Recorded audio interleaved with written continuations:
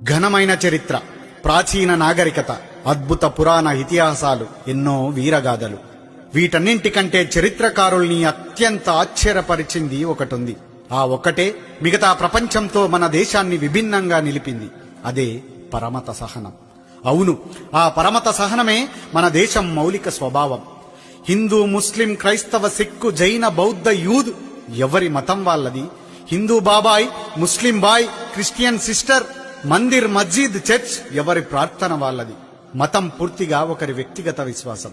కానీ ఇప్పుడు అదే దేశంలో అతిపెద్ద రాజకీయం అయిపోయింది. 4 గోడల మధ్య మనం పూజించే దేవుణ్ణి పార్టీల జెండా మీదికి తెచ్చేశారు. పరమత సహనాన్ని తుంచి దేవుళ్ల మధ్యలో చిచ్చు పెట్టిందెవరు? ఈ వీధి రాజేష్కు ఆ వీధిలో ఉండే రసూల్తో గొడవెందుకు వస్తోంది? నువ్వాడుకున్న సలీం ఇవాళ నీకెందుకు శత్రువవుతాడు? నీతోనే ఈతాడిన విల్సన్ నీకెప్పటి నుండి పరాయి వాడయ్యాడు? అస్మా, జ్యోతి, మేరీ వీళ్ళంతా కలిసి ఉంటే, కలిసి తింటే నీకొచ్చే నష్టమేమిటి? నీ మతానికి ఇంకెవడో ప్రతినిధి ఎలా అవుతాడు? ఈశ్వరుడు, అల్లా, యేసు ఈ దేవుళ్ళంతా రాజకీయ ప్రతినిధుల్ని ఎందుకు కోరతారు? ఒక్కసారి ఆలోచించు. వాడు నీ మతంతోనే నీపై విషప్రయోగం చేస్తాడు. నువ్వు బలవంతుడివి అంటూ నీ చెవిలో పువ్వు పెట్టి వాడు పీఠమెక్కుతాడు. నువ్వు బలహీనుడివంటూ నీ చేతికి ఒక పతంగినిచ్చి వాడు పైకి ఎగురుతాడు. వాడి లక్ష్యం నీ అభివృద్ధి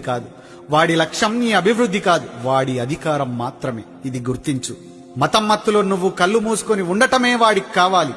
నువ్వు కళ్ళు తెరిస్తే ప్రశ్నిస్తావు, నువ్వు కళ్ళు తెరిస్తే నిలదీస్తావు, నువ్వు కళ్ళు తెరిస్తే వాడి అధికారాన్ని కూలదోస్తావు. అది వాడి భయం. అందుకే నీలోకి మతాన్నెక్కిస్తాడు. ఆ పైన నిన్ను వాడికి కావాల్సినట్లు ఆడిస్తాడు. ఎన్నికలొచ్చిన ప్రతిసారి వాడి ఏకైక ఆయుధం మతం మాత్రమే. అదే ఆయుధంతో ఈసారి కూడా మళ్లీ వస్తున్నాడు. నీ వైపే దూసుకొస్తున్నాడు. మేలుకో మిత్రమా, మేలుకో, త్వరగా తేరుకో. నిన్ను నువ్వు కాపాడుకోవాలి, ఈ దేశాన్ని కూడా నువ్వే కాపాడుకోవాలి అనే విషయాన్ని గుర్తుపెట్టుకో. జై హింద్, జై భారత్.